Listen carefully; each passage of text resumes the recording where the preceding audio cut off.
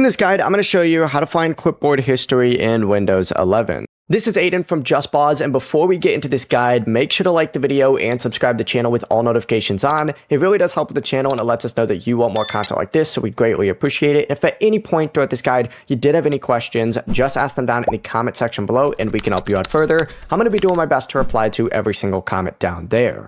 Now, if you're starting off on this home screen right here, go ahead and make your way down to this little start section.